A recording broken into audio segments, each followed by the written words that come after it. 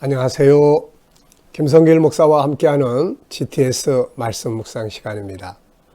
오늘은 8번째 주간의 두 번째 날 묵상입니다. 둘째 날 묵상은 주제가 있는 그대로 보고 중요한 것 찾기입니다. 우리가 세상 살아가면서 항상 중요한 걸 잘 찾는다면 정말로 좋은 삶을 살 수가 있게 되겠죠. 가족 관계에서나 업무적 관계에서나 공부하는 과정에서나 내가 또 공부한 것들 중에서 이 세상 살아가는 인생의 목표나 또 내가 변화와 발전을 하기 위해서 항상 가장 중요한 것, 가장 먼저 해야 될 것, 그 중에서 가장 중요한 것, 이거 찾아내는 능력, 이게 세상을 잘 다스리고 이끌어가는 좋은 능력의 내용이죠. 이것을 위해서 둘째 날 묵상을 중요한 것 찾기로 훈련을 하고 있습니다. 오늘은 먼저 말씀을 통해서 그 중에서 가장 중요한 것들이 뭔지 한번 찾아보시고 이것을 삶으로 확장시켜서 생활 속에서도 가장 중요한 것을 먼저 찾아낼 수 있는 삶을 만들어 보시기 바랍니다. 자, 먼저 본문의 구조에 대해서 읽기 전에 구조에 대해서 한 번 더 살펴보죠. 이번 주간의 본문은 좀 길지요. 그러면서도 참 중요합니다. 변화를 위하면 6장을 암송하고 삶에서 승리를 원하면 8장을 암송을 해봐라. 제가 그런 말씀 드렸잖아요. 그래서 저는 이제 성경 5장을 항상 외우고 있다고 그러잖아요. 산상수훈, 마태복음 5장, 6장, 7장, 그 다음에 또 요한계시록 21장, 22장. 요 5장은 이렇게 항상 외우고 삽니다. 근데 이번에 이제 2장을 더 합치기로 했습니다.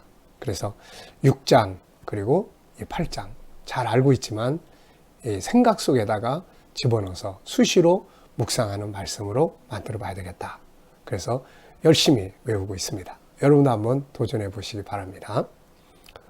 구조가 그래서 4, 7, 7, 7, 7이 3개예요. 4, 7, 7, 7, 5, 9. 뒤에 5, 9는 14구절에 합쳐진 건데 14구절을 한꺼번에 하자니까 조금 그래서 분리를 했습니다. 그래서 4, 7, 7, 7, 5, 9. 네, 총 6단락으로 정리를 해봤습니다. 자, 그럼 본문을 한번 읽어보겠습니다. 그러므로 이제 그리스도 예수 안에 있는 자에게는 결코 정죄함이 없나니 이는 그리스도 예수 안에 있는 생명의 성령의 법이 죄와 사망의 법에서 너를 해방하였습니다.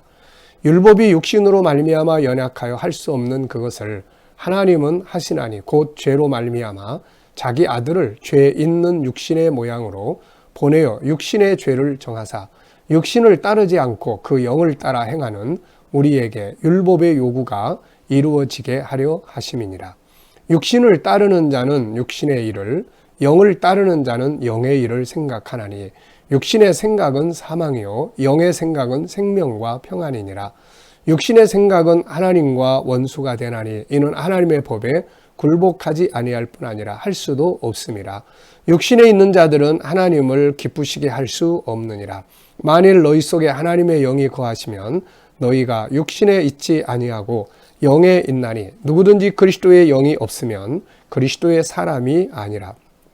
또 그리스도께서 너희 안에 계시면 몸은 죄로 말미암아 죽은 것이나 영은 의로 말미암아 살아 있는 것이니라. 예수를 죽은 자 가운데서 살리시니 영이 너희 안에 거하시면 그리스도 예수를 죽은 자 가운데서 살리시니가 너희 안에 거하시는 그의 영으로 말미암아 너희 죽을 몸도 살리시리라. 그러므로 형제들아 우리가 빚진 자로 돼 육신에게 져서 육신대로 살 것이 아니니라. 너희가 육신대로 살면 반드시 죽을 것이로되 영으로서 몸의 행실을 죽이면 살리니 무릇 하나님의 영으로 인도함을 받는 사람은 곧 하나님의 아들이라. 너희는 다시 무수하는 종의 영을 받지 아니하고 양자의 영을 받았으므로 우리가 아빠, 아버지라고 부르짖느니라. 성령이 친히 우리의 영과 더불어 우리가 하나님의 자녀인 것을 증언하시나니 자녀임은 또한 상속자 곧 하나님의 상속자요 그리스도와 함께한 상속자니 우리가 그와 함께 영광을 받기 위하여 고난도 함께 받아야 할 것이니라. 생각하건대 현재의 고난은 장차 우리에게 나타날 영광과 비교할 수 없도다. 피조물이 고대하는 바는 하나님의 아들들이 나타나는 것이니 피조물이 허무한 데 굴복하는 것은 자기 뜻이 아니요 오직 굴복하게 하시는 이로 말미암음이라. 그 바라는 것은 피조물도 썩어짐의 종로로 탄 데서 해방되어 하나님의 자녀들의 영광의 자유에 이르는 것이니라. 피조물이 다 이제까지 함께 탄식하며 함께 고통을 겪고 있는 것을 우리가 아느니라. 그뿐 아니라 또한 우리 곧 성령의 처음 익은 열매를 받은 우리까지도 속으로 탄식하여 양자될 것 곧 우리 몸의 속량을 기다리느니라. 우리가 소망으로 구원을 얻었음에 보이는 소망이 아니니 보는 것을 누가 바라리요. 만일 우리가 보지 못하는 것을 바라면 참음으로 기다릴지니라. 이와 같이 성령도 우리의 연약함을 도우시나니 우리는 마땅히 기도할 바를 알지 못하나 오직 성령이 말할 수 없는 탄식으로 우리를 위하여 친히 간구하시느니라. 마음을 살피시는 이가 성령의 생각을 아시나니 이는 성령이 하나님의 뜻대로 성도를 위하여 간구하심이니라. 우리가 알거니와 하나님을 사랑하는 자 곧 그의 뜻대로 부르심을 입은 자들에게는 모든 것이 합력하여 선을 이루느니라.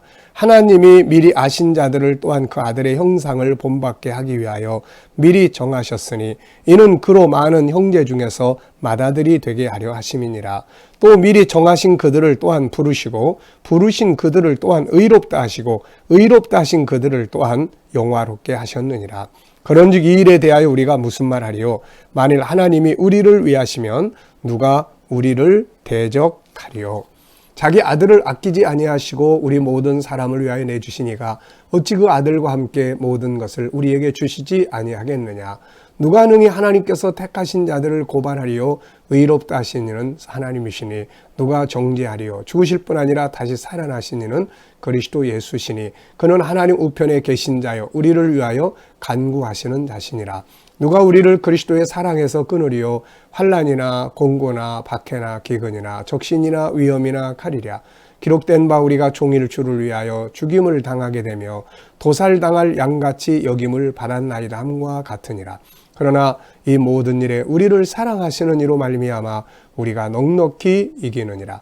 내가 확신하노니 사망이나 생명이나 천사들이나 권세자들이나 현재일이나 장래일이나 능력이나 높음이나 깊음이나 다른 어떤 피조물이라도 우리를 우리 주 그리스도 예수 안에 있는 하나님의 사랑에서 끊을 수 없으리라. 아멘. 자, 477759 477759 477759는 합칠 수도 있어요. 14구절 47714 좀 더 세분하면 477759 이렇게. 그러면 이제 우리가 먼저 단어 하나하나 이렇게 문장을 외우기 전에 내용의 흐름을 암송하는 게 좋아요. 앞에 4는 그리스도 안에서 우리가 승리할 수 있다. 이유가 뭐냐? 요 이야기했어요. 그 다음에 7은 승리자들이 싸워야 될 싸움이 있습니다. 육신과의 싸움이에요. 그 다음에 7은 승리자에게 주어진 자격이 있습니다. 이제 우리가 상속자가 된다. 그런 이야기예요. 그 다음에 또 뒤에 7은 승리자들이 기다리고 소망해야 될 내용이 있어요. 네. 모든 피조물들이 다 그날을 기다린다고 하는 거잖아요. 우리가 영광의 자유의 기업을 얻는 날이죠.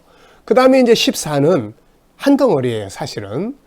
승리자를 보호하시기 위해서 하나님께서 보호자를 보내서 승리자를 보호하신다. 요 내용이에요.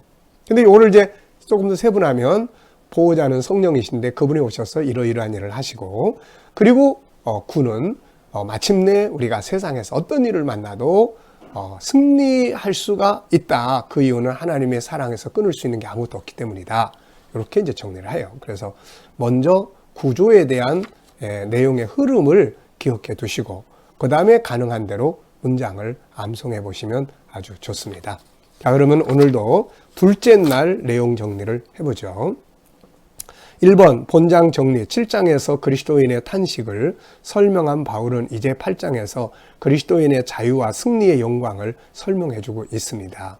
때로 죄로 인해 넘어져도 그리스도 안에서 결코 정죄함이 없다는 것을 말합니다. 자, 두 번째 이제 질문이에요. 우리가 연약하여 죄를 질지라도 그리스도 안에 있으면 결코 정죄함이 없는데 이유가 무엇이라고 했나요? 우리가 앞부분에서 믿음으로 의롭게 됐고 이제 믿음으로 의롭게 된 사람은 의롭게 살아야 된다. 그런데 잘 안 된다. 요 이야기거든요. 그런데 잘 안 돼도 걱정하지 마. 정죄할 수 없어. 이제 우리는 완전한 의냐. 이유가 뭔가? 그래서 여기 보면은 이제 두 가지를 이야기했어요. 하나는 생명의 성령의 법이 죄와 사망의 법에 해방시켰다. 또 하나는 아들이 율법의 요구. 율법의 요구는 지키지 못하면 죽는다는 건데 예수님이 십자가에 죽으심으로 율법이 요구하는 걸 다 이루셨다. 그런 말이에요. 근데 이제 중요한 것은 이것을 믿을 수 있어야 되겠는데 이걸 믿게 하시는 분이 성령이에요. 그래서 성령의 법이 우리를 해방시켰다. 이렇게 이야기하는 거거든요. 자, 1절로 8절에서 가장 중요한 단어나 의미는 무엇인가? 예, 저는 1절을 적었어요. 그리스도 예수 안에 있는 자에게 결코 정죄함이 없다. 그러니까 자기를 정죄하지 마세요. 우리가 혹시라도 넘어지고 부족해서 또 죄짓고 그래도 자기를 정죄하지 마세요. 너 같은 게 뭐 자격이 있어. 이거 정죄하는 거거든요. 그런 생각이 떠오르면 맞아. 그래 나는 연약해서 또 죄를 졌어. 그렇지만 누구도 날 정죄하지 못해. 왜? 예수님이 내 잘 못하는 것을 십자가에서 다 책임을 지셨거든. 이렇게 하시면 되거든요.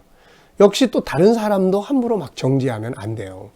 우리가 어떤 일을 처리하면서 문제에 대해서는 이야기를 나눌 수가 있어요. 그 문제는 잘해야 되니까. 회사에서도 마찬가지고 삶에서도 어떤 일에 대해서는 이 부분은 이렇게 좀 하면 어떤가 하고 지적할 수 있고 또 이야기 나눌 수 있어요. 그렇지만은 너는 잘못했어. 넌 죄인이야. 막 이런 식으로 이렇게 정죄하는 것은 이건 이제 우리가 하지 말아야 된다 하는 거예요. 자, 세 번째입니다. 그리스도의 사랑은 반드시 그 안에 누가 계시하는가? 9절에 보면은 하나님의 영이에요. 그리스도의 영이에요. 성령이 아니면 예수님이 십자가에 돌아가셨어도 성령께서 이걸 믿게끔 해주지 않으면 안 돼요. 지식적으로 되는 게 아니고 하나님의 영이 내 안에 들어와서 내 영을 믿게끔 영에서 일깨워 주셔야 돼요. 그래야 믿어지는 거거든요. 그래서 하나님의 영, 그리스도의 영이 있어야 그리스도의 사람이 되는 거죠. 자, 9절로 16절에서 가장 중요한 단어나 의미는 무엇이며 이유는 뭔가? 가장 중요한 게 뭐라고 느껴지세요? 저는 두 가지 적었는데요. 하나는 11절에 우리 안에 하나님의 영이 계시면 영혼만 살리는 게 아니라 우리의 몸도 살리신다. 이거 우리가 믿으면 우리 육체의 치료도 일어나게 되는 거예요. 자, 성령이 우리 영으로 더불어 우리에게 하나님의 자녀인 것을 증언해 준다. 그러니까 내 안에 두 개의 영이 있는 거예요. 하나는 성령이 오셨고 하나는 본래 내 영이 있고 그래서 내 안에 오신 성령께서 내 영에게 야, 하나님이 이제 너의 아버지야. 저 십자가가 널 위해 죽은 거야. 영이 내 안에서 알게 하셔야만 그렇네. 그리고 믿어지게 되는 것이에요. 자, 네 번째 질문이에요. 하나님의 자녀가 된 사람들은 이제 뭐가 되죠? 17절에 보면 상속자, 구번역엔 후사 이렇게 돼 있어요. 그렇다면 우리가 하나님께 상속받을 것들은 뭔가? 일단 제일 중요한 것은 하나님의 자녀라는 이름을 회복하잖아요. 창세기 3장에서 죄 짓고 잃어버렸던 신분의 회복이에요. 그 다음엔 천국을 기업으로 상속받아요. 그리고 그 나라에서 얻게 될 영광과 상급을 누리게 되죠. 천사들을 우리가 섬김을 받게 됩니다. 천사들이 이제는 우리 각자에게 하나님 주셔요. 종으로. 그 우리 섬겨주는 거예요. 그리고 영원히 사는 거예요. 영생입니다. 이런 것들이 바로 우리가 상속받을 기업들입니다. 자, 17절로 24절에서 가장 중요한 단어나 의미는 무엇이며 이유는 뭔가? 자, 영광을 받기 위해서는 고난도 좀 받을 수 있어야 된다. 우리가 정말 대기업의 제대로 된 자녀들을 보면은 또 영국의 뭐 그런 왕자 같은 사람들 특수훈련들 막 받고 그러잖아요. 이게 뭐냐면은 정말 우리가 하나님 나라의 기업의 후사가 됐으면 이제 그 나라를 위해서 좀 고난도 받을 수 있어야 된다는 거죠.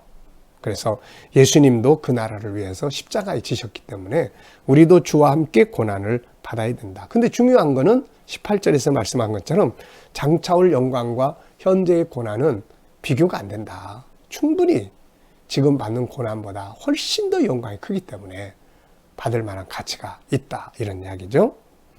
자, 다섯 번째는 하나님을 사랑하는 자들에게는 모든 것이 어떻게 된다고 그랬습니까? 28절에 제가 평생에 이 말씀을 믿고 의지하고 사는 말씀이에요. 어떤 일이 딱 벌어지잖아요. 내가 실수를 해서 생기든 또 어떤 바깥에서 부딪히는 이유 때문에 일어난 문제든 간에 결론은 딱 나와 있어요. 하나님을 사랑하는 자. 하나님을 사랑하는 자의 삶을 우리가 가지고 있다면 그 일은 합력해서 선을 이루게 됩니다. 이게 은혜예요. 이게 축복입니다.